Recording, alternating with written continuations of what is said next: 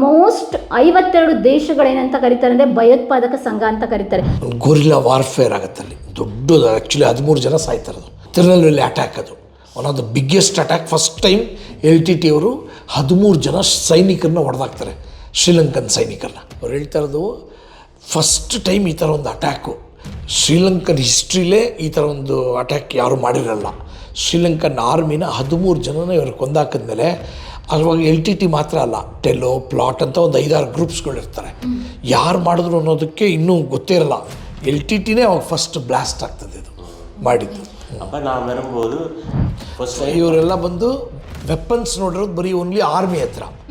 First time Sri Lankan LTT ಅವ್ರ ಹತ್ರ arms ನೋಡ್ತಾರೆ. ಅದು ಬ್ರಿಲಿಯಂಟ್ ಪೀಪಲ್, ಎಲ್ಲ ಟಾಪ್ ಅಫಿಷಿಯಲ್ಸ್ ಎಲ್ಲನೂ ತಮಿಳಿಯನ್ಸ್. ಆಮೇಲೆ ಲಿಟ್ರೇಟ್ಸಲ್ಲಿ ಕ್ಲಾಸ್ ಅವರು, ಲಿಟ್ರಸಿ ಇಲ್ಲ, ಹೈ ಲಿಟ್ರಸಿ. ಅದಕ್ಕೆ ಹೇಳ್ತಾರೆ Jaffna university is one of the best university in the world ಅಂತಾರೆ. ಇವ್ರು ಏನು ಹೇಳ್ತಾರೆ ಅಂದರೆ ಅಲ್ಲಿವರೆಗೂ ನಮ್ಮ ಹೆಂಗಸರುಗಳನ್ನ ರೇಪ್ ಮಾಡೋದು, ಆಮೇಲೆ ಮಕ್ಕಳುಗಳನ್ನ ಹೊಡೆಯೋದು, ಸ್ಕೂಲ್ಗಳನ್ನ ಹೊಡೆದಾಕೋದು, ಇದೆಲ್ಲ ಮಾಡ್ತಾ ಇರ್ತಾರೆ ಅವರು. ಆ ಬೈಕ್ ಇವ್ರು ಏನು ಮಾಡ್ತಾರೆ, ಏನು ಮಾಡೋದು ಅಂತ ಗೊತ್ತಿರಲ್ಲ. ಅದು ಆ ಬೈಕ್ಗೆ ರಿಟ್ಯಾಲಿಯೇಷನ್ ಮಾಡ್ತಾರೆ. ರಿಟ್ಯಾಲಿಯೇಷನ್ ಮಾಡಿದಾಗ ನಾವು ಅವ್ರಿಗೆ ಹೊಡಿಬೋದು ಅಂತ ಹೇಳಿ ಅದು ಕ್ಲಾರಿಟಿ ಬಂದ್ಬಿಡುತ್ತೆ ಅವ್ರಿಗೆ. ಡಿಜಿಟಲ್ ಮಾಧ್ಯಮದ ವೀಕ್ಷಕರೇ ಎಲ್ರಿಗೂ ನಮಸ್ಕಾರ. ಕಳೆದ ವಿಡಿಯೋದಲ್ಲಿ ನೀವು ನೋಡಿದ್ದೀರಾ AMR ರಮೇಶ್ ಒಂದು ಎಕ್ಸ್ಕ್ಲೂಸಿವ್ ತಗೊಳ್ತಾ ಇದ್ದೀವಿ. ಏನು ವಿಷಯ ಅಂತ ಹೇಳಿದರೆ ಎಲ್ರಿಗೂ ಗೊತ್ತಿದೆ, LTT ಪ್ರಭಾಕರನ್ ಅವ್ರನ್ನ ಮೀಟ್ ಮಾಡಿದವ್ರಲ್ಲಿ ಕೆಲವು ಮಂದಿಗಳಲ್ಲಿ ನಮ್ಮ ಸ್ಯಾಂಡಲ್ವುಡ್ನ ಡೈರೆಕ್ಟರ್ ಆದಂತಹ AMR ರಮೇಶ್ ಕೂಡ ಒಬ್ಬರು. ಇನ್ನೊಂದು ವಿಚಾರ ಗೊತ್ತಾ, ಇವತ್ತು ಖುದ್ದಾಗಿ ಪ್ರಭಾಕರನ್ ಅಂತ ಇನ್ನೊಬ್ಬರು ವ್ಯಕ್ತಿ ಅವ್ರ ಜೊತೆ ಇದ್ದವರು ನನಗೆ ಸಿಕ್ಕಿದ್ದಾರೆ. ಯಾರ ಜೊತೆ ಗೊತ್ತಾ, LTT ಪ್ರಭಾಕರನ್ ಜೊತೆ ಇದ್ದು ಕೆಲಸ ಮಾಡಿದಂತಹ ಟೀಮಲ್ಲಿ ಇದ್ದವ್ರು ಸಿಕ್ಕಿದ್ದಾರೆ. ಹಾಗಾಗಿ ಸರ್ ನಾವಕ್ಕೆ ಒಂದು ಇಂಟರ್ವ್ಯೂ ಮಾಡಬಾರ್ದು, ಅವ್ರನ್ನ ಕರೆಸಿ ಅಂತ ಹೇಳಿದ್ರು. ಇನ್ನೊಂದು ವಿಷಯ ಅಂತ ಹೇಳಿದರೆ ನನಗೆ ತಮಿಳು ಅಷ್ಟಕ್ಕಷ್ಟೇ, ಹಾಗಾಗಿ ಅವ್ರು ತಮಿಳಲ್ಲಿ ಹೇಳ್ತಾರೆ, ಅದನ್ನು ಕಂಪ್ಲೀಟ್ ಟ್ರಾನ್ಸ್ಲೇಟ್ ಮಾಡಿ AMR ರಮೇಶ್ ಸರು ನಮಗೆ ಕನ್ನಡದಲ್ಲಿ ಹೇಳ್ತಾರೆ. ಯಾಕೆಂದರೆ ವೀಕ್ಷಕರಿಗೆ ಅರ್ಥ ಆಗಲಿ, LTT ಪ್ರಭಾಕರನ್ ಅವರು ಹೇಗೆ ಬಂದರು, ಹೇಗೆ ಒಂದು ಸೈನ್ಯನ ಕಟ್ಟಿದ್ರು, ನಿಮಗೆಲ್ಲ ಗೊತ್ತೇ ಇದೆ. ಅದಕ್ಕೂ ಮುಂಚೆ ಒಂದು ಸ್ಮಾಲ್ ಹಿಸ್ಟ್ರಿ ತಗೊಳ್ತೀನಿ, ಶ್ರೀಲಂಕನ್ ಹಿಸ್ಟ್ರಿನ. ಶ್ರೀಲಂಕಾಕ್ಕೆ ಎಲ್ಲ ದೇಶಗಳೆಲ್ಲ ಆದಂತೆ ಶ್ರೀಲಂಕನ್ನು ಕೂಡ ಪಾಶ್ಚಿಮಾತ್ಯ ದೇಶದ ಅಧೀನಕ್ಕೆ ಒಳಪಟ್ಟಿತ್ತು. 1948 ಫೆಬ್ರವರಿಯಲ್ಲಿ ಅದು ಸ್ವತಂತ್ರಗೊಳ್ತು. ಅದಾದ ನಂತರ ಅಲ್ಲಿ 2 ವರ್ಗಗಳು ಬಂತು ಪ್ರಮುಖವಾಗಿ, ಅಂದರೆ ಜನಾಂಗೀಯ ಪಂಗಡಗಳು, ಒಂದು ಸಿಂಹಳಿಯರು ಮತ್ತೊಂದು ತಮಿಳಿಯರು. Most of the majority people ಅಲ್ಲಿ ವಾಸವಾಗಿದ್ದು ತಮಿಳಿಯರು. ಆದರೆ ಸ್ವತಂತ್ರ ಆದ ನಂತರ ಅಲ್ಲಿ ಪ್ರಾಬಲ್ಯವನ್ನು ಒಳಗೊಂಡಿದ್ದು ಮತ್ತು ಆಡಳಿತಕ್ಕೆ ಬಂದಿದ್ದೆಲ್ಲ ಕೂಡ ಸಿಂಹಳಿಯರು. ಹಾಗಾಗಿ ಅವ್ರಿಗೆ ಸಾಕಷ್ಟು ಘರ್ಷಣೆ ಆಯಿತು.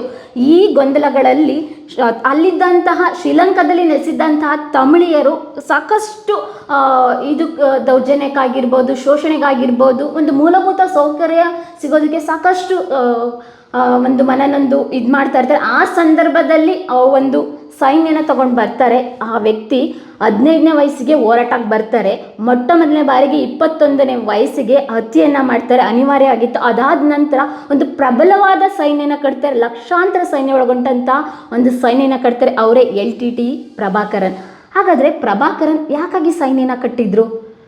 ಶ್ರೀಲಂಕಾದಲ್ಲಿ ಅಷ್ಟು ಒಂದು ಜನನ ವಿರೋಧ ಕಟ್ಕೊಂಡು ಪ್ರತ್ಯೇಕವಾಗಿ ಒಂದು ತಮಿಳಿಗರಿಗೋಸ್ಕರ ಭಾಷಾ ಪ್ರಾಂತ್ಯವಾಗಿ ಒಂದು ದೇಶ ಬೇಕು ಅಂತ ಯಾಕಾಗಿ ಹೋರಾಟ ಮಾಡ್ತಾ ಇದ್ರು? ಇವ್ರನ್ನ ಮೋಸ್ಟ್ 52 ದೇಶಗಳೇನಂತ ಕರೀತಾರೆ ಅಂದರೆ ಭಯೋತ್ಪಾದಕ ಸಂಘ ಅಂತ ಕರೀತಾರೆ.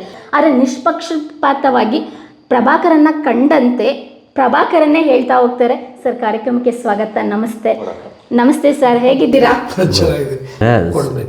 சிங்களவர் தான் பெரிய நிறைய தமிழ் குறைவு. ಅಣ್ಣ, ಇವರಿಗೆಲ್ಲ ಅಣ್ಣ ಅಂತ ಕರಿತಾ ಇದ್ರು. ಓಕೆ ಸರ್, ನಿಮ್ದು ಸಾಕಷ್ಟು ಫೋಟೋಗಳನ್ನ ನೋಡಿದಿರಿ, ನೀವು ಪ್ರಭಾಕರನ್ ಅವ್ರನ್ನ ಭೇಟಿ ಮಾಡಿದ್ದೀರಾ. ಇವರು ಅದೇ ಟೀಮಲ್ಲಿ ಇದ್ರು ಅಂತ ಹೇಳಿದ್ರಲ್ಲ? ಇವ್ರು ಬಂದು 90s. ಪ್ರಭಾಕರನ್ ಇವ್ರ ಹೆಸರು ಕೂಡ ಪ್ರಭಾಕರನ್ ಅಂತ ಇದೆಯಲ್ಲ, ಹೇಗೆ? பிரபாகரன் ஒரு தமிழ் பேர். அப்போ தமிழை விரும்புகிறவே அந்த பேரை வைப்பினேன். ತಮಿಳರು ಪ್ರೌಢಾಗಿ ಇಟ್ಕೊಳ್ಳೋಂಥ ಒಂದು ಹೆಸರು ಅಂತ ಪ್ರಭಾಕರನ್. ಓಕೆ, ನೀವು ಹೇಗೆ ಪ್ರಭಾಕರನ್ ಟೀಮ್ ಸೇರಿದ್ದು? வந்து 1983ஆம் ஆண்டு 83 ஒரு முதலாவது பெரிய ஒரு கொரில்லா தாக்குதல் நடந்தது. ಗೊರಿಲ್ಲಾ ವಾರ್ಫೇರ್ ಆಗುತ್ತಲ್ಲಿ ದೊಡ್ಡದು. ಆ್ಯಕ್ಚುಲಿ 13 ಜನ ಸಾಯ್ತಾರದು. ತಿರುನಲ್ವೇಲಿ ಅಟ್ಯಾಕ್, ಅದು one of the biggest attack. First time LTT ಅವರು 13 ಜನ ಸೈನಿಕರನ್ನ ಹೊಡೆದಾಕ್ತಾರೆ, ಶ್ರೀಲಂಕನ್ ಸೈನಿಕರನ್ನ. ಹೇಗೆ? ಅದು ಒಂದು ಬಶೀರ್ ಕಾಕ ಅಂತ ಒಬ್ಬರಿದ್ದಾರೆ ಅಲ್ಲಿ ಜೊತೆಲಿದ್ದವ್ರು, ಅದ್ರದ್ದು ಇಂಟರ್ವ್ಯೂ ನಾನು ತಗೊಂಡಿದ್ದೀನಿ. ಇವ್ರ ಬಾಯಲ್ಲಿ ಕೇಳಿ ಅದನ್ನ ಹೇಗಿರುತ್ತೆ. அந்த அட்டாக் நடக்கும்போது நான் பாடசாலையில் படிச்சுட்டு இருக்கேன். ಏನು ಓದ್ತಿದ್ರಿ ಅವಾಗ? நான் நினைக்கிறேன் 13 வயசு. ಓಕೆ, 13 ವಯಸ್ಸು ಅವಾಗ.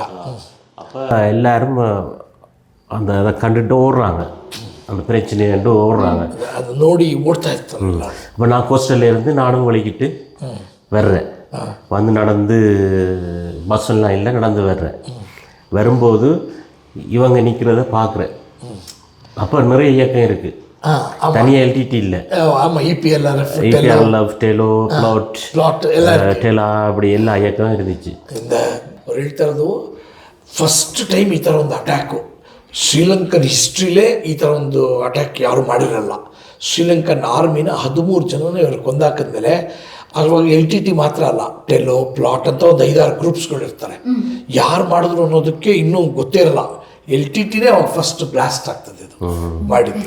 அப்போ நான் வரும்போது அந்த 13 பேர் யாருன்னு சொல்லுங்க. இல்லை, நம்ம இதில் LTTல இருந்தவங்க பேர் சொல்லுங்க. அப்போ கரெக்டாக இருக்கும். அப்போ இருந்தது தலைவர் அந்த அட்டாக்ல இருந்தார். ஃபர்ஸ்ட் அட்டாக் பிரபாகரன், செல்லக்கிளியம்மான், அடுத்தது வந்து பொன்னம்மான், அப்புறம் பஷீர் காக்கா இருந்தாங்க. பஷீர் காக்கா, அப்புறம் மற்றது யாருன்னு தெரியல எனக்கு. அதான் மிக்கிது.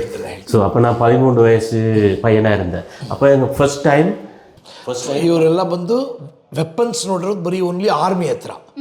ಫಸ್ಟ್ ಟೈಮ್ ಶ್ರೀಲಂಕನ್ LTT ಅವ್ರ ಹತ್ರ ಆರ್ಮ್ಸ್ ನೋಡ್ತಾರೆ. ಇವರು ಡೈರೆಕ್ಟ್ ಆಗಿ ಹೇಗೆ ನೋಡ್ತಾರೆ? ಇವರು ಆಲ್ರೆಡಿ ಟೀಮ್ ಅಲ್ಲಿ ಇರ್ತಾರೆ ಅಥವಾ ಓದ್ತಾ? ಇಲ್ಲ 13 ವಯಸ್ಸು. ಈ ತರ ನಡೆದಾಗ, ಒಂದು ಇನ್ಸಿಡೆಂಟ್ ನಡೆದಾಗ ಎಲ್ಲರೂ ಓಡ್ತಾ ಇರ್ತಾರೆ, ಕೆಲವರು ಮಾತ್ರ ಹತ್ರ ಹೋಗ್ತಾರೆ. ಅದ್ರಲ್ಲಿ ಇವರೊಬ್ರು, ಅವ್ರು ಹೋಗಿದ್ರಲ್ಲಿ ನೋಡಕ್ ಹೋಗಿದ್ರಲ್ಲಿ ಇವರೊಬ್ರು. அப்ப நான் வீட்டை போறதுக்கு பஸ் ಇಲ್ಲ. ಫಸ್ಟ್ ಟೈಮ್ ಹೌದು, ಇವ್ರಿಗೆ ಮನೆಗೆ ಹೋಗಿ ಬಸ್ ಇಲ್ಲ ಅವಾಗ ಆ ಇನ್ಸಿಡೆಂಟ್ ಆದಾಗ. ಆ 13 ಜನದಲ್ಲಿ இவரு யாரத்தனே ಗೊತ್ತಿಲ್ಲ, இவருன்னு கர்மோட ಹೋಗ್ತಾರಂತೆ ಸೇಫ್ಟಿಗೆ. போற அவங்க போய் சாப்பாடெல்லாம் தந்துட்டு விசாரிச்சாங்க, ಯಾರು ಏನು ಊಟ ಎಲ್ಲ ಕೊಟ್ಟರಂತೆ ಇವರು. ಅವರೇ ಪ್ರಭಾಕರನ್ ಟೀಮ್ ಅವರೇ ಕರ್ಕೊಂಡು. ಇವ್ರಿಗೆ ಯಾರಂತ ಸರಿಯಾಗಿ ಗೊತ್ತಿಲ್ಲ ಅವಾಗ, ಯಾರೂ பிரபாகரன் யாரு ಅಂತ ಯಾರಿಗೂ ಗೊತ್ತೇ ಇಲ್ಲ ಅವಾಗ. அப்புறம் வயசு கேட்டாங்க, 13ண்டா சொன்னாங்க. ಇವರು ಇಷ್ಟ ನನಗೆ ಬರಕ್ಕೆ ಅಂತ ಕೇಳ್ತಾರಂತೆ ಇವರೇ. 13 ವಯಸ್ಸಿಗೆ ನೋ ಇದೆಲ್ಲ ಸರಿ ಬರಲ್ಲ, ಇದು ಈ ಥರ ಎಲ್ಲ ಸೇರಬಾರ್ದು, ನೀನು ಸ್ಟೂಡೆಂಟ್ಸ್ ವಿಂಗ್ ಅಂತ ಒಂದಿದೆ, ಅಲ್ಲೋಗಿ ಸೇರ್ಕೊ ಅಂತಾರೆ. ಅಂದರೆ 13 ಅಂದರೆ ಇವ್ರು ಏನು ಓದ್ತಾ ಇರ್ತಾರೆ? 9th ಸ್ಟ್ಯಾಂಡರ್ಡ್ ಹುಡುಗ ಒಟ್ಟಿಗೆ ಅವ್ರದ್ದೆಲ್ಲ ಏನಕ್ಕೆ ಸೇರ್ಬೇಕು ಅವ್ರ ಟೀಮ್ ಅಂತ ಅನ್ಸುತ್ತೆ. ಇದೇ ಮೇನ್ ಇಂಪಾರ್ಟೆಂಟ್. ಅದುವರೆಗೂ ಇವ್ರಿಗೆಲ್ಲ ಏನು ಬರ್ತಾ ಇರುತ್ತೆ ನ್ಯೂಸ್ ಅಂದರೆ ಬರೀ ಅವ್ರು ಹೊಡಿತಾ ಇರ್ತಾರೆ, ಹೊಡೆಸ್ಕೊಳ್ತಾ ಇರ್ತಾರೆ. ಫಸ್ಟ್ ಟೈಮ್ ನಾವು ಅವ್ರಿಗೆ ಹೊಡೆದ್ವಿ, ಇದೇ ಆ್ಯಕ್ಚುಲಿ ರೆವಲ್ಯೂಷನ್ ಸ್ಟಾರ್ಟ್ ಆಗಿದ್ದು.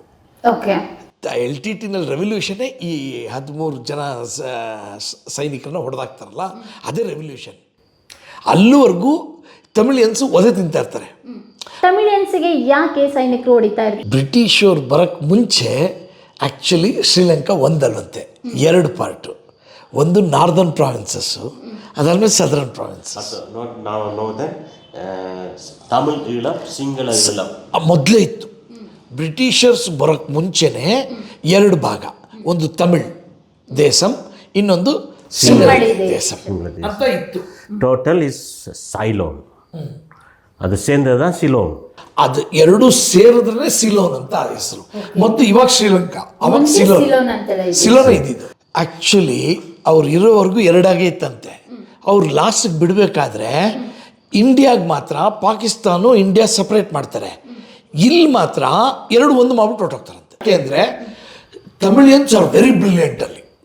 ಅಲ್ಲಿ ಓದೋರು, ಅದು ನಾನು ಕೇಳಿಪಟ್ಟದ್ದು, ಅದು ಬ್ರಿಲಿಯಂಟ್ ಪೀಪಲ್, ಎಲ್ಲ ಟಾಪ್ ಅಫಿಷಿಯಲ್ಸ್ ಎಲ್ಲನೂ ತಮಿಳಿಯನ್ಸ್.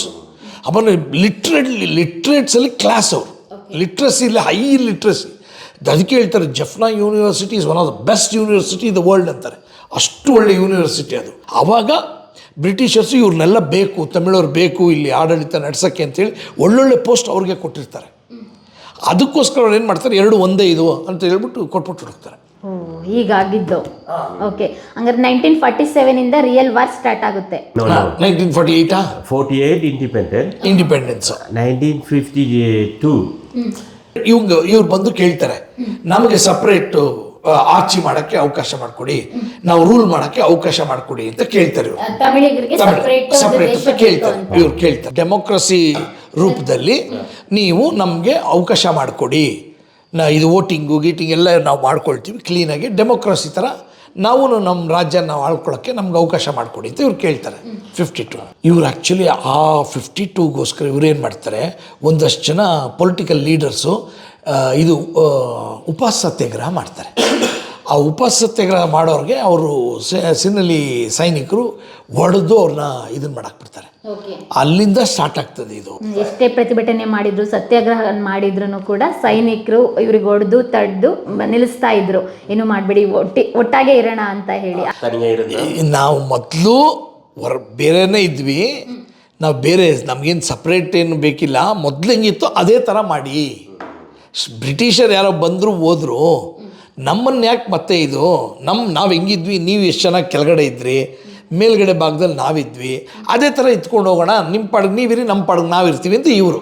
ஓகே, அதை வந்து நாங்கள் 78ஆம் ஆண்டு வரைக்கும் அதை முயற்சி செய்து நாங்கள். ಇದು 52 ಇಂದ 1978ವರೆಗೂ ಈ ಚಳುವಳಿ ಮಾಡ್ಕೊಂಡೇ ಬರ್ತಾರೆ ಇವರು. ಹೌದು, 26 ವರ್ಷ ಚಳುವಳಿ, ಸ್ಟ್ರಗಲ್.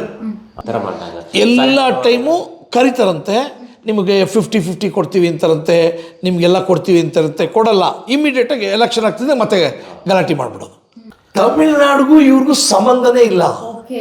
ತಮಿಳಿಯನ್ಸ್ಗೂ ಅಲ್ಲಿರೋ ಶ್ರೀಲಂಕನ್ಸ್ಗೂ ಸಂಬಂಧನೇ ಇಲ್ಲ ಇವ್ರಿಗೆ. தமிழ்நாட்டிலிருந்து இங்கே பிரிட்டிஷ்காரங்க தேயிலை தோட்டத்துக்கு கொஞ்சம் பேரை கொண்டு அவங்க வேற. ಅದು ಇವ್ರು ಏನು ಹೇಳ್ತಿದ್ದಾರೆ ಅಂದರೆ, ಶ್ರೀಲಂಕಾನಲ್ಲಿ ಯಾರು ಟೀ ಎಸ್ಟೇಟ್ಗೆ ಅಂತ ತೊಗೊಂಬರ್ತಾರಲ್ಲ, ಅವ್ರು ಯಾರು ನಾರ್ದರ್ನ್ ಪಾರ್ಟ್ಸಿಗೆ ಬರಲಿಲ್ಲ, ಅವ್ರಿಗೂ ಈ ತಮಿಳರಿಗೂ ಸಂಬಂಧ ಇಲ್ಲ. ಅವರೆಲ್ಲ ಹೋಗೋದು ಕ್ಯಾಂಡಿ ಹತ್ರ, ಕೊಲಂಬೋ ಹತ್ರ ಇರೋ ಟೀ ಎಸ್ಟೇಟಲ್ಲಿ ಕೆಲ್ಸಕ್ಕೆ ಕರ್ಕೊಂಡು ಹೋಗ್ತಾರೆ. ಆ ತಮಿಳಿಯನ್ಸೇ ಬೇರೆ, ಆ ತಮಿಳಿಯನ್ಸ್ ಎಲ್ಲ ತಮಿಳ್ನಾಡು ಇಂಡಿಯನ್ ತಮಿಳಿಯನ್ಸು. ಇವರೆಲ್ಲ ಒಂದು 800,000 ಇಯರ್ಸ್ ಕರಿಗಾಲನ್ ಟೈಮ್, ಮೋರ್ ದೆನ್ ಕರಿಗಾಲನ್ ಅಲ್ಲಿ ರೂಲ್ ಮಾಡ್ತಿದ್ದವರೇ ತಮಿಳಿಯನ್ கிங்ஸ். ஃபர்ஸ்ட் வந்து இலங்கை வந்து தமிழர்களுக்கு தான் சொந்தமாக இருந்தது. இவர் புத்தர் வந்து நேபாளில் இருந்து அவரை நாடு கடத்துறாங்க, பீகாரா, சரி வந்து தான் அப்போதான் முதலாவது புத்திசம் அங்கே வருது. ತಮಿಳವರು ರಾಜ್ಯ ಇದ್ದಿದ್ದನ್ನ ಬೇರೆ ಬುದ್ಧಿಸಮೇ ಇರಲಿಲ್ಲವಂತೆ. ನಮ್ಮ ಇಂಡಿಯಾ ಮತ್ತು ನೇಪಾಳು ಈ ಚೈನಾ ಕಡೆಯಿಂದ ಬರ್ತಾರೆ ಕೆಲವರು ಬುದ್ಧಿಸ್ಟ್ ಬಂದು ಅಲ್ಲಿ ಇರ್ತಾರೆ, ಈ ಇದ್ರ ಕಡೆ ಬೆಟ್ಟದ ಪ್ರದೇಶದಲ್ಲಿ ಇರ್ತಾರೆ. ಅಲ್ಲಿ ಅವರಿಬ್ಬರು ಒಂದು ಮದುವೆಗಳು ಮಾಡ್ಕೊಳ್ತಾರಂತೆ. ಮದುವೆ ಮಾಡ್ಕೊಂಡಾಗ ಅವ್ರ ಕಡೆಯವ್ರಿಗೆ ಸುಮ್ಮನೆ ನೀನು ಬುದ್ಧಿಸ್ಟು, ನೀನು ಸಿನ್ನಲಿ ಅಂತ ಅವ್ರು ಇಟ್ಕೊಳ್ತಾರಂತೆ ಹೆಸರು. ಅಲ್ಲಿವರೆಗೂ ತಮಿಳವ್ರು ಮಾತ್ರ ಇರ್ತಾರಂತೆ ಶ್ರೀಲಂಕಾ. ಆ್ಯಕ್ಚುಲಿ ಮೇಲ್ಪಗದಿ ಇದೆಯಲ್ಲ, ನಾರ್ದರ್ನ್ ಪಾರ್ಟ್ಸ್ ಆಫ್ ಶ್ರೀಲಂಕಾ, ಟ್ರಿಂಕೋಮಲ್ಲಿಂದ ಮೇಲ್ಗಡೆವರೆಗೂ ಒಬ್ಬರು ಸಿನ್ನಲಿ ಇರಲ್ಲ, ಲೇಟರ್ ಪಾರ್ಟಲ್ಲೂ ಇರಲ್ಲ ಅವರು. That's a big story. Very big story. You can't finish this interview tomorrow when we discuss. Okay, next ಅದ್ರ ಬಗ್ಗೆ So 79. ಅಲ್ಲ, ನಿಮ್ಗೆ ಯಾಕೆ ಟೀಮ್ಗೆ ಸೇರ್ಕೋಬೇಕು ಅಂತ ಕೇಳ್ತಾ ಇದ್ದೆ, ಅಲ್ಲಿಗೆ ಈ ವಿಷಯ. உங்களுக்கு ஏன் அங்கே சேரணும்னு ஆசை வந்து ಫಸ್ಟ್ ಟೈಮ್ ನೋಡಿದ ತಕ್ಷಣ, ಯಾಕಂದ್ರೆ ಈ ರೀತಿ ಎಲ್ಲ ನ್ಯೂಸ್ ಕೇಳ್ತಾ ಇರ್ತಾರೆ, ಚಾನಲ್ಗಳೆಲ್ಲ ನೋಡ್ತಾ ಇರ್ತಾರೆ, ವಾರ್ ನಡೀತಾ ಇರುತ್ತೆ, ಆದ್ರೂ ಸರ್ಕಾರದ ವಿರುದ್ಧ ಆ ಟೀಮ್ ಸೇರ್ಕೋಬೇಕಂತ ಅನ್ಸುತ್ತಲ್ಲ. ಅಲ್ಲಿವರೆಗೂ ಒದೆ ತಿಂತಾ ಇರ್ತಾರೆ ಇವರು. ಯಾವಾಗ ರೀಬೌಂಡ್ ಆಗಿ ಹೊಡಿತಾರೋ ಇವರಲ್ಲಿ ಪೌರುಷ ಅವಾಗಲೇ ಬರೋದು. ಅಡಿಕೆ ಮುಡಿ ನಾವು ಹೊಡಿಬೋದು ಶ್ರೀಲಂಕಾ ಅವ್ರನ್ನ ಅಂತ ಹೇಳಿ ಅವಾಗ ಸೇರ್ಕೊಳ್ಳೋದು. ಹ್ಯೂಜ್ ಕ್ರೌಡ್ ಅದು. 83 ಆದ್ಮೇಲೆ ಜಾಸ್ತಿ. ಇವ್ರು ಏನು ಹೇಳ್ತಿದ್ದಾರೆ ಅಂದರೆ, ಅಲ್ಲಿವರೆಗೂ ನಮ್ಮ ಹೆಂಗಸರುಗಳನ್ನ ರೇಪ್ ಮಾಡೋದು, ಆಮೇಲೆ ಮಕ್ಕಳುಗಳನ್ನ ಹೊಡೆಯೋದು, ಸ್ಕೂಲ್ಗಳನ್ನ ಹೊಡೆದಾಕೋದು, ಇದೆಲ್ಲ ಮಾಡ್ತಾ ಇರ್ತಾರೆ ಅವರು. ಆ ಬೈಕ್ ಇವ್ರು ಏನು ಮಾಡ್ತಾರೆ, ಏನು ಮಾಡೋದು ಅಂತ ಗೊತ್ತಿರಲ್ಲ. ಅದು ಆ ಬೈಕ್ಗೆ ರಿಟ್ಯಾಲಿಯೇಷನ್ ಮಾಡ್ತಾರೆ. ರಿಟ್ಯಾಲಿಯೇಷನ್ ಮಾಡಿದಾಗ ನಾವು ಅವ್ರಿಗೆ ಹೊಡಿಬೋದು ಅಂತ ಹೇಳಿ ಅದು ಕ್ಲಾರಿಟಿ ಬಂದ್ಬಿಡುತ್ತೆ ಅವ್ರಿಗೆ. ಆಗದ ದೌರ್ಜನ್ಯ ನಡೀತಾ ಇತ್ತು ಅಲ್ಲಿ. ತುಂಬ ದೌರ್ಜನ್ಯ ನಡೀತಾ ಇದ್ದಿದ್ದರಿಂದನೇ ಇವರು ರಿಟೇಲೇಟ್ ಮಾಡೋಕ್ಕಾಗ್ತಿರಲಿಲ್ಲ. ರಿಟೇಲೇಟ್ ಮಾಡಿದಾಗಲೇ ಗೊತ್ತಾಗಿದ್ದು ನಾವು ಅವ್ರಿಗೆ ಹೊಡಿಬೋದು ಅಂತ. ಇವರು ಅವ್ರಿಗೆಲ್ಲ ಕೆಲವ್ರಿಗಂತೂ ಒಂದು ದೊಡ್ಡ ಧೈರ್ಯ ಬರೋದ್ರಲ್ಲಿ ಅದರಲ್ಲಿ ಈ ಥರದವ್ರು ಹುಡುಗರಿಗೆ ಬಂದ್ಬಿಡ್ತು. ಈ ಪ್ರಭಾಕರನ್ ಸರ್ಗೆ ಅದಕ್ಕೂ ಮುಂಚೆ LTT ಪ್ರಭಾಕರನ್ ಬಗ್ಗೆ ಎಷ್ಟು ಗೊತ್ತಿತ್ತು ಇವ್ರಿಗೆ? ಇದೇನೆಂದರೆ ಇವ್ರದ್ದು ಒಂದು ಏನು ಬರಲ್ವಂತೆ, ಇವರೆಲ್ಲ ಟೆರರಿಸ್ಟ್ಗಳು ಇವ್ರನ್ನ ಹುಡುಕ್ತಾ ಇದ್ದಾರೆ, ಪ್ರಭಾಕರನ್ ಹುಡುಕ್ತಾ ಇದ್ದಾರೆ, ಇವ್ರನ್ನ ಹುಡುಕ್ತಾ ಇದ್ದಾರೆ, ಈ ಥರ ನ್ಯೂಸ್ ಮಾತ್ರ ಬರ್ತಿತ್ತಂತೆ. ಇವ್ರಿಗೆ ಯಾರು ಏನು ಅಂತ ಯಾರ ಮಕ್ಕಳು ಗೊತ್ತಿಲ್ಲ, ಯಾರೂ ಗೊತ್ತಿಲ್ಲ. ಇಂಥವ್ರನ್ನ ಹುಡುಕ್ತಾ ಇದ್ದಾರೆ, ಈ ಥರ ನಡೀತು, ಈ ಥರ ಒಂದು ಗಲಾಟೆ ಆಯಿತು, ಇವ್ರನ್ನ ಹುಡುಕಿ ಇವ್ರು ನೋಡಿರಿ ಪೊಲೀಸರು ಈ ಥರ ಹೇಳ್ತಾ ಇದ್ರಿರ್ತಾರೆ ಅಷ್ಟೇ. ಅಲ್ಲಿವರೆಗೂ ಪ್ರಭಾಕರನ್ ಯಾರು ನೋಡೇ ಇರಲಿಲ್ಲ. ಅಂದರೆ ಇವ್ರಿರೋ ಏರಿಯಾಕ್ಕೂ ಇವ್ರ ಮನೆಗೂ ಅಥವಾ ಇವ್ರ ಸರೌಂಡಿಂಗು ಪ್ರಭಾಕರನ್ ಸೈನ್ಯ ಕಟ್ಟಿದ್ರೆ ಅದಕ್ಕಿಂತ ಹತ್ರ ಇತ್ತಾ ಹೇಗೆ? 7 ಕಿಲೋಮೀಟರ್. 7 ಕಿಲೋಮೀಟರ್ ಅವ್ಗಳಿಗೆ ತಿಳಿಯೋದ್ರೆ ನಾನೆಲ್ಲ ನೋಡಿದ್ದೀನಿ. ಒಂದು 6 ಸಲ ಹೋಗಿದ್ದೀನಿ, ಅಲ್ಲೆಲ್ಲಾನು ಇಂಟರ್ವ್ಯೂ ಮಾಡಿದ್ದೀನಿ, ಜಾಗಗಳನ್ನೆಲ್ಲ ಶೂಟ್ ಮಾಡಿದ್ದೀನಿ ನಾನು. ಸಿರುಪೆಟ್ಟಿ ಅಂತ ಇವ್ರ ಊರು. ಅದರಿಂದ ನಮ್ಮ ತಿರುನಲ್ವೇಲಿ ಎಷ್ಟು ಕಿಲೋಮೀಟರ್? 7 ಕಿಲೋಮೀಟರ್. ಇದು ಅಣ್ಣ ನೋಡು ಪೊರಂದು ಊರು ಸ್ವಲ್ಪ ವೆಲ್ವೆಟಿತುರೆ BBT 10 ಕಿಲೋಮೀಟರ್. ತಲೆಯವರು ಹುಟ್ಟಿದ ಮನೆ ಇದೆಯಲ್ಲ, ಆ ಮನೆಗೂ ಇವ್ರ ಮನೆಗೂ 10 ಕಿಲೋಮೀಟರ್ಸು. ಅವರು ಎಕ್ಸ್ಟ್ರಾ ಹುಡುಗನೆಲ್ಲ ಸೇರಿಕೊಂಡು ಎಪಿಸೋಡ್ ಮಾಡ್ತಾರಲ್ಲ, ಇದು ಸೊಲ್ಲುಂಗ ನಮ್ಮ அந்த 13 பேர் அடித்த இடத்த பேர் சொல்லுங்க அவருக்கு. ತಿರುನಲ್ವೇಲಿ. ಇದು ತಿರುನಲ್ವೇಲಿ ಅಟ್ಯಾಕ್ ಅಂತಲೇ ಫೇಮಸ್ಸು. ತಮಿಳ್ನಾಡಲ್ಲಿ ತಿರುನಲ್ವೇಲಿ ಅದಲ್ಲ, ಅಲ್ಲೊಂದು ತಿರುನಲ್ವೇಲಿ ಇದೆ. ಆ ತಿರುನಲ್ವೇಲಿನೇ 13 ಜನನ ಸಾಯಿಸೋದು ಇವರು. ಅದರಲ್ಲಿ ಒಬ್ಬರು ಸಾಯ್ತಾರೆ, ಸಲ್ಲಕ್ಕಿಳಿ ಅಂತ. ಸಲ್ಲಕ್ಕಿಳಿ ಅಮ್ಮನ ಸಾಯ್ತಾರೆ. ಅದು ಪತ್ತಿ ಸೊಲ್ಲು. ಆ ವೇಳೆಗಾಗಲೇ ಇವ್ರಿಗೆ 13 ವರ್ಷ ಆಗಿರುತ್ತಲ್ಲ, ಆ ವೇಳೆಗಾಗಲೇ ಅವ್ರು ಪ್ರಭಾಕರನ್ ತುಂಬ ಫೇಮಸ್ ಆಗಿರ್ತಾರೆ. ಅವ್ರ ಮನೆಗೆ ಅವ್ರ ಊರಿಗೂ ಇವ್ರಿಗೂ ಜಸ್ಟ್ 7 to 10 ಕಿಲೋಮೀಟರ್ ಅಂತ ಹೇಳಿದರು. ಅಲ್ಲಿ ಪೊಲೀಸರಾಗಿರ್ಬೋದು ಮತ್ತು ಸೈನಿಕರಾಗಿರ್ಬೋದು ಒಂದು ರೀತಿಯಾಗಿ ಅವ್ರನ್ನ ಸರ್ಚ್ ಮಾಡ್ತಿರ್ತಾರಲ್ಲ, ಆವಾಗ ಈ ಊರವ್ರಿಗೆ ಏನಾದರೂ ಓಡಾಡೋದಕ್ಕೆ ಏನಾದರೂ ಕಷ್ಟ ಆಗ್ತಾಯಿತ್ತಾ ಹೇಗೆ? ಚಾಪರು ಮತ್ತು ಆರ್ಮಿ ಕಾನ್ವಾಯ್ ಬರೋದಂತೆ, ಟ್ಯಾಂಕರ್ಸ್ ಬರೋದಂತೆ, ಈ ಥರ.